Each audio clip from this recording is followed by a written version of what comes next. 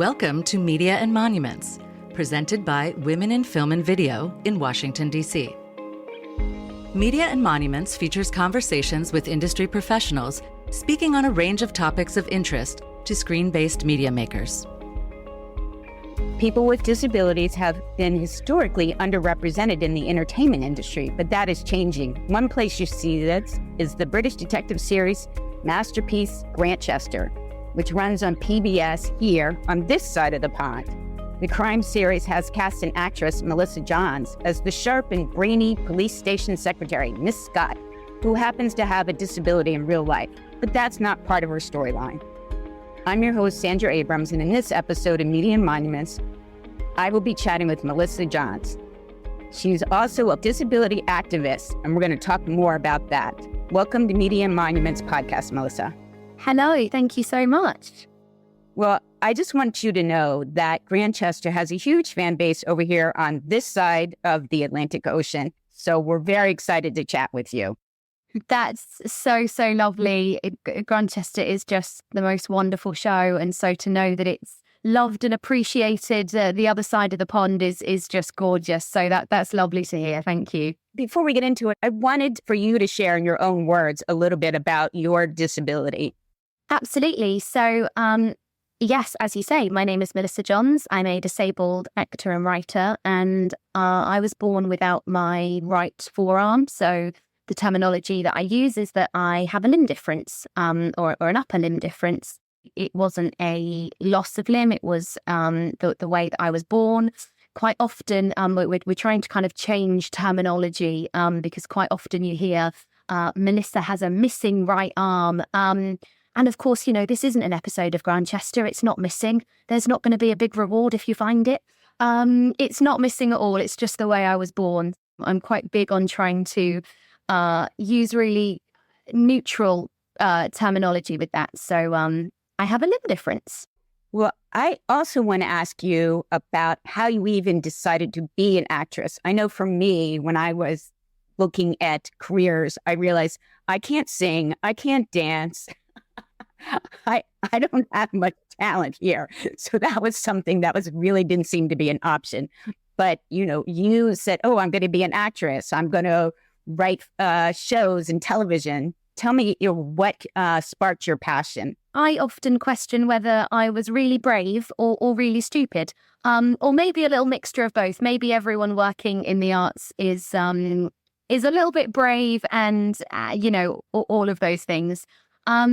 I decided to be, that I wanted to be an actor at a fairly young age. I mean, I was part of lots of amateur dramatic shows in my little hometown, and I just loved the feeling of going on stage and taking on characters and, you know, the excitement at the end. It was all just really, really lovely. And I then decided to go on and do that at school, GCSE and A-level. And then I took a year out traveling. And when I got back, I thought, I'm going to try and get into drama school. I know drama school is hard to get into, but I'm going to try. I was really, really lucky that I got in on my first round of, you know, my first year of auditioning. I went to an amazing acting school called East 15 Acting School in the outskirts of London. I'm not from London, so moving to the Big Smoke was, certainly a journey. And honestly, I never had a plan B, which again is either brave or silly. I'm still not quite sure. But I really didn't ever have a plan B. I just needed this to work, and I never imagined a life where it wouldn't. And now at 33, that kind of terrifies me that I hadn't ever thought of what my life would be like if this didn't work out. But I also wonder if maybe that's what pushed me even harder to make sure that I would work. That's fantastic. I think you have a lot of strength in doing that. That's wonderful. And I also think, okay, so you're in acting school, then you got a commercial or you started on getting small gigs. How did that come about? So I did my 3 years, and at the end of my 3 years, we did a showcase where agents come and watch your final production. And that's where I met my incredible agent, Nikki. We've now been together, 11, 12 years. She's the only agent I've ever had. We've been together right from me leaving drama school. And about 2 weeks after I graduated, I was cast in a play. It was a theatre tour of a verbatim play that was about the Olympics and the Paralympics. And I assumed when I went up for this role that, they'd obviously want me to play a Paralympian. And what was really wonderful, actually, was this show was so much about the stories. They didn't care who played the roles. And I ended up actually not even playing any of the Paralympians. I only played Olympians, because the point was that you so had to hone in on not being an actor in the sense of, I'm showing you what I can do. The value was really in the storytelling. And it was this wonderful 4-month tour. We were in Edinburgh, which is just beautiful. And I was put up in an apartment and I was getting a weekly fee for doing something I loved. And I remember thinking, oh gosh, why do people moan so much? This is really easy. I've only just graduated. And how wrong I was, because after that tour finished, real life as an actor, it really did hit. And actually, I started to realize people were right. When you tell people you want to be an actor, they kind of maybe give you a slightly questioning look anyway, or they might say, oh, I did drama once, or I did some acting once. And you have to get through all of that anyway. But actually, when you're a disabled actor, you have another layer. You have this other layer of, there's almost a distrust, a disbelief. There's, are you sure? I don't see people like you on screens. Are you sure this is what you want to do? And up until that moment, I'd never even assumed that it would be a problem. But after that first job, my eyes were really open to the industry and how we treat disabled actors and the lack of employment and representation. And so that kind of started a real fight for me. That was when, I was very fortunate. I was cast in lovely little shows like Doctors on the BBC, which sadly we heard the news just yesterday that after 23 years, Doctors is being cut. Doctors is a continuing drama here in the UK. And, we have to protect those dramas because they're quite often the things that, new writers can get experience on, or new directors can get experience on, or actors might get some of their first roles on those sorts of shows. And it doesn't put the quality in jeopardy, but what it does is it helps support people's careers quite early on. And so, we have to try and support those where we can. But I was kind of getting all of these sort of little roles here and there. And it just wasn't enough. It wasn't enough to make a difference. And I started to look around and see how many non-disabled actors were playing disabled roles as if it was, wearing disability like it was a costume. That is a big issue that people are finally starting to recognize and talk about. Absolutely, and certainly not before its time. And I think my argument on that has always been, people always say, but acting is acting. And actually, no, acting is about truth in imaginary circumstances. We all know that's the kind of phrase that actually acting is about truth and authenticity. I actually don't mind if one day we get to a place where, I don't know, non-disabled actors maybe are playing certain disabled roles, but only if we can also play the non-disabled roles. So, the reason why we have to fight so hard for this at the moment is because, if we're not even being seen for the roles we know we can do, then there's no hope.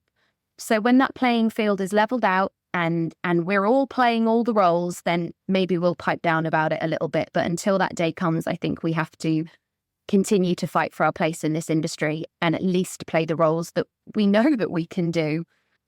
And so for me, kind of realizing that started a lot of my advocacy work in just trying to champion deaf, disabled and neurodivergent creatives in the arts. And I just realized how important it was that this industry will always be richer with more voices in it, and voices from so many different walks of life and backgrounds. I feel very privileged that that's become part of my journey. It started off feeling like a bit of a battle, but actually now it's something that I get to do alongside being an actor. I get to advocate. I get to work with amazing other deaf, disabled, neurodivergent actors that are doing the same fight. And it actually feels like a privilege because, now when I get a role, it's lovely and I get to call my mum and my dad and my nan and I get to say, oh gosh, I've just been cast in this. And that feeling, I will never go away, how wonderful that feeling is. It's you can't compare. And at the same time, I know it holds even more weight because it shows our next generation of young people that are deaf, disabled, neurodivergent, that they can also keep going to work in the area that they want to work in. And having that extra strand to it, it just feels even more precious, actually. You're making a way and unblocking the situation, so letting them know that there is a way forward. You mentioned is about speaking to your parents about getting a role, and I have to confess, so I saw that you were on Coronation Street, and when my grandparents were alive, they lived in Leeds, England. Oh, wow. So I remember going to visit them and watching Coronation Street with my grandmother, so I thought that was really awesome. I was like, oh, just brought back a lot of memories for me in seeing that you were in that show. Coronation Street is, a sort of heart of Britain thing. It was created to kind of just really show the lives of northern working class people. And it's the thing that brought so many working class people together, actually. Growing up, Coronation Street would start at 7:30 on a Monday, Wednesday and Friday.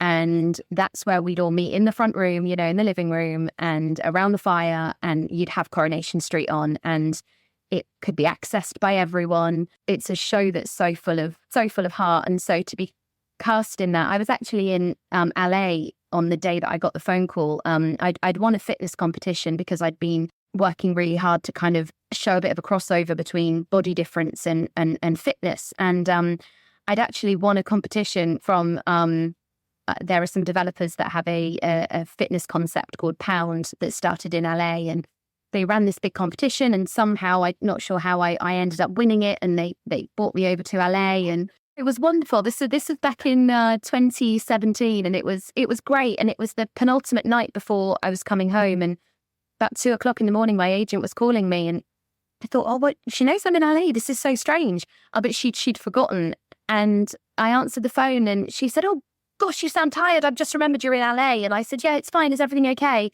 And she said, darling, you've been cast in Coronation Street. And I said, but I haven't even had an audition. And she said, I know. And the reason for that is that 2 years previous, so I had this phone call in 2017, 2 years previous to that. And this just shows how you never know what's around the corner. This story, I think, for me is the absolute kind of cherry on the cake of you just do not know what's about, you don't know who's talking about you behind closed doors. You don't know what conversations are happening. And in 2015, Coronation Street and one of their actresses, Shirley Houston, who I now work with, set up a workshop day for 10 actors, 10 disabled actors. And they got them to come to Coronation Street onto the set where it's filmed.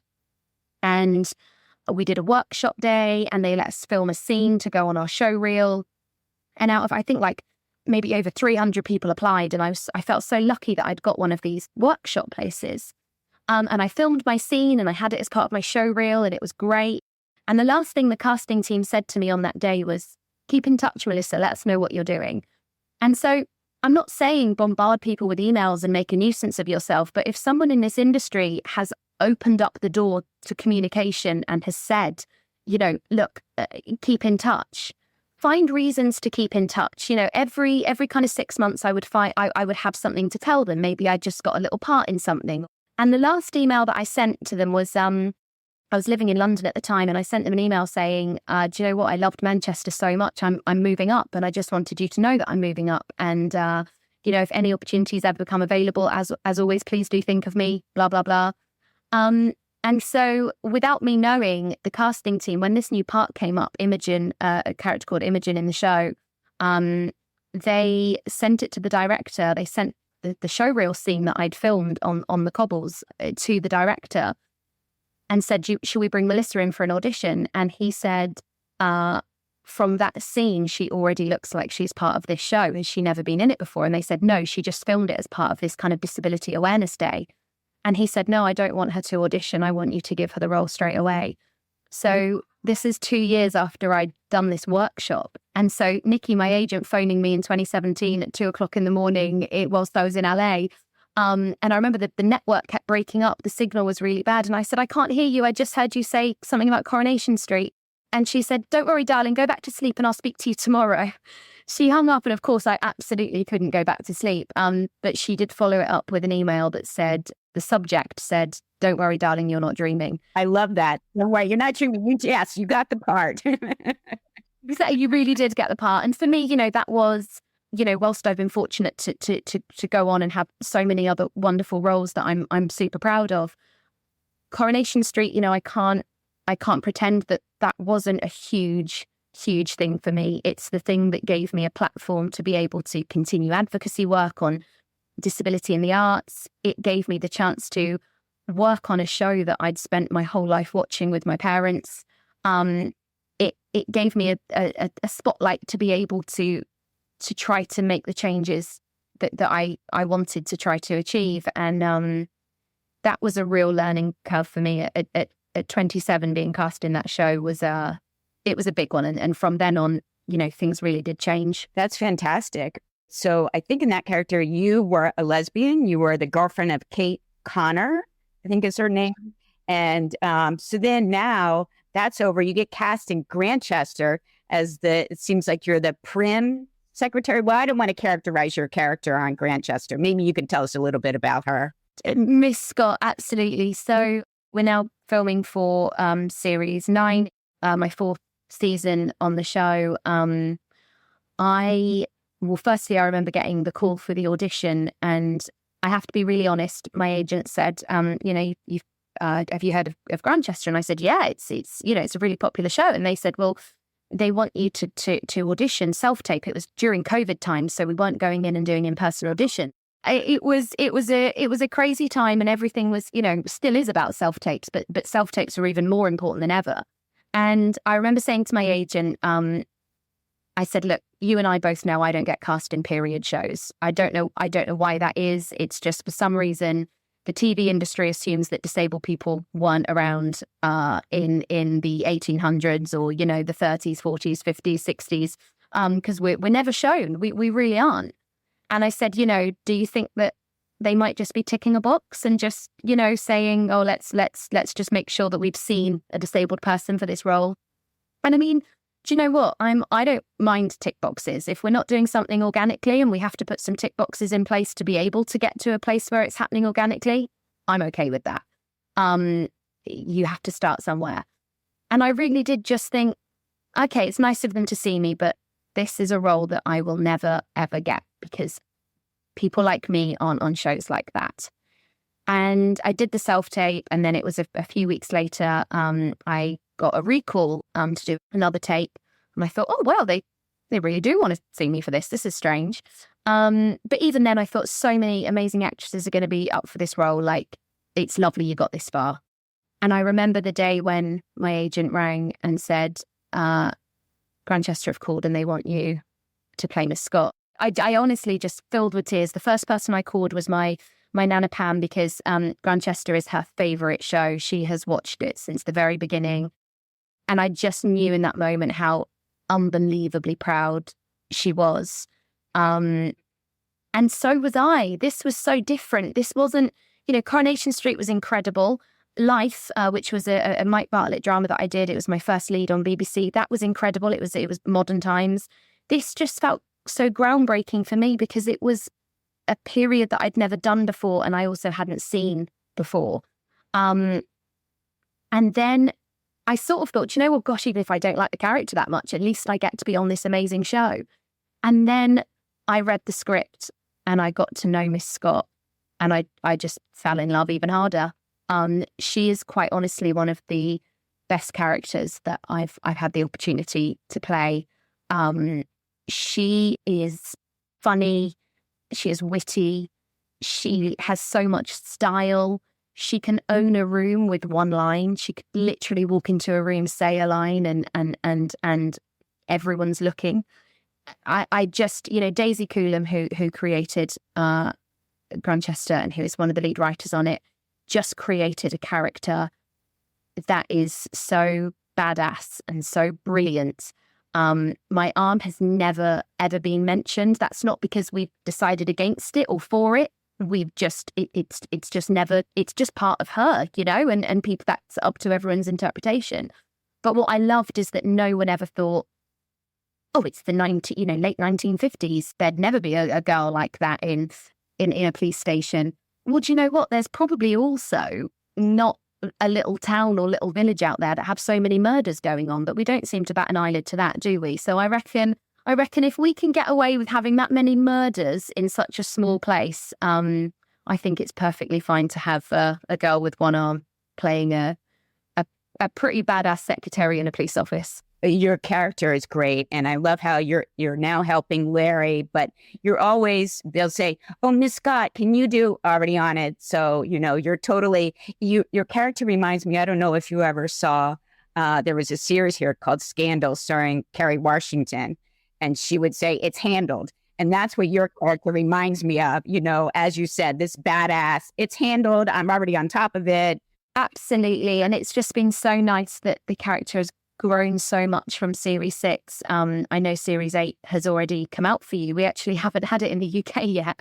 It's you've all seen it, and even my parents still haven't. But she does get to do a little bit more by leaving the police station. And there's even more exciting things to come in series 9, and it's just a joy to be able to allow her character to grow as much as it is.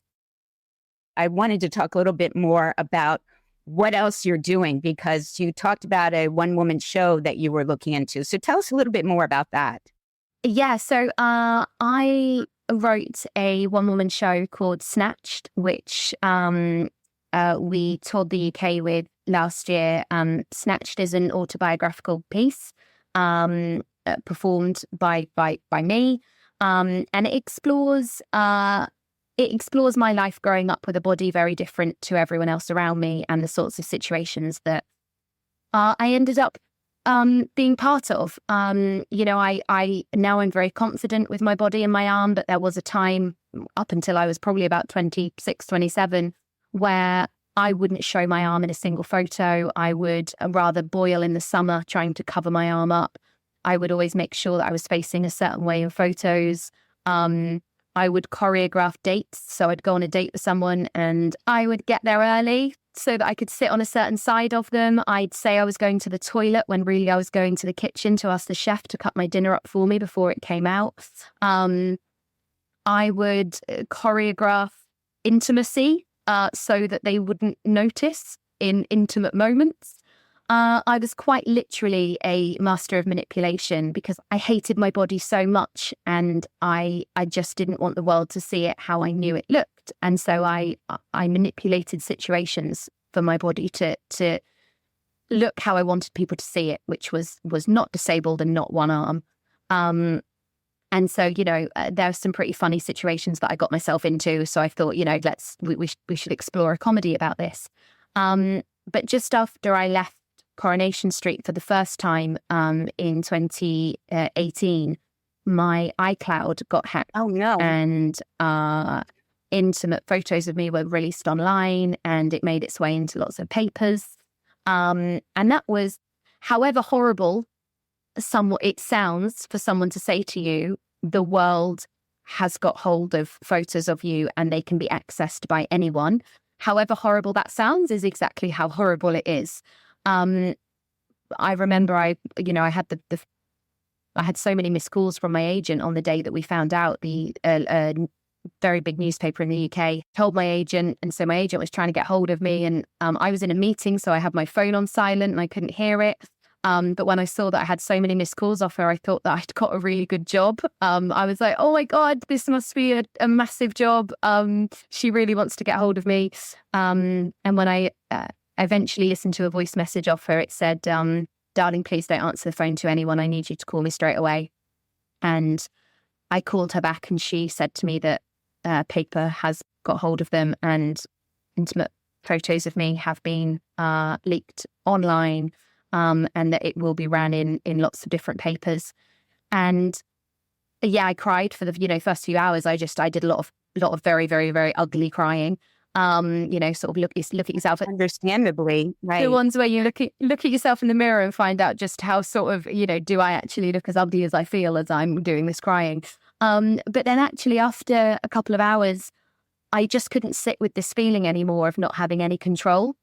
It was a feeling that I'm not used to and I don't deal well with. And so I thought, you know what, I just have to go onto this website and I have to have a look at what's being said. And it was growing. When I went on Google, I remember that it was just growing on how many sites it was on. Because although sadly this happens to so many women on a regular basis, you know, women that are in the public eye, it rarely happens to a woman whose body is different to everybody else's. So that caused a whole other kind of wave of people and interest. And it was only when I went onto those websites and I saw the way that my body was being completely depicted and ripped apart, not only as a woman, but as a disabled woman. Doing that was the best thing I could have ever done, because it just started this absolute fire in my belly to go, I'm not ashamed of anything I've done. If this goes in any way to showing the world that every single body, there is no conforming to the norm. A body is a body. And as a woman, I should be able to enjoy it in any way that I can. I should be able to celebrate and embrace every bone that I was given. Then that's what I will do. And actually, it's that response that ended up getting so much attention. And so we were at the One Woman Show, and we were very lucky. 3 production companies put offers in to turn it into a TV show, and we're now working with a production company to turn it into a series. So something that could have been horrific and very negative and just like, I'm not moving forward with my career, you turned it around into something positive. And I think that's a huge lesson learned for anybody who's maybe in this unfortunate situation. So congratulations on that. Anything that you can share at this point as far as when that TV show may come to fruition? What's happening with that right now? So we're in the very early stages of writing that at the moment. As soon as we have more to say on it, we absolutely will. I think I'll be shouting it from the rooftops. You know, it's a show that is so close to my heart, and it's so precious, and I think is so relatable to so many people out there. You know, you don't have to have a disability to not like a certain part of your body or feel you don't celebrate a certain part of your body. And actually, that's a really horrible place to be. You know, our body is ours, and we should use it in whatever way we want, and we should give it as much freedom as we want. And when you don't celebrate all of your body, you're not living your freest life.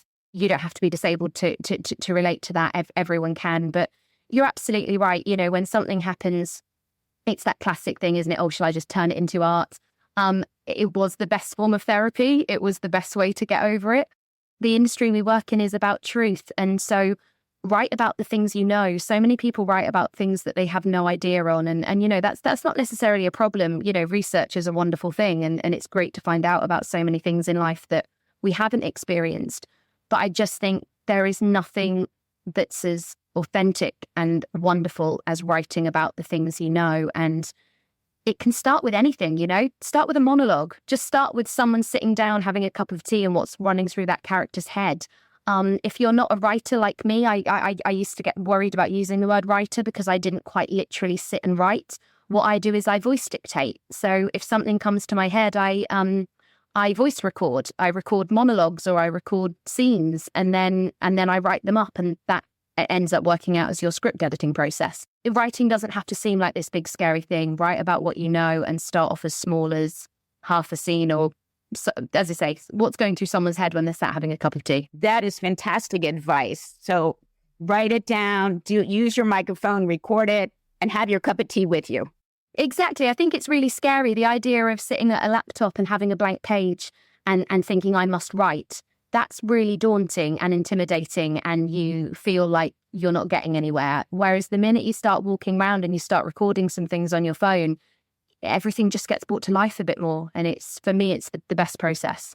One final question I did want to ask you about, is there any particular disability organization, foundation that you're working with? Absolutely. Thank you so much. Yeah, so I'm one of the directors and co-creative leads of an organization called Triple C.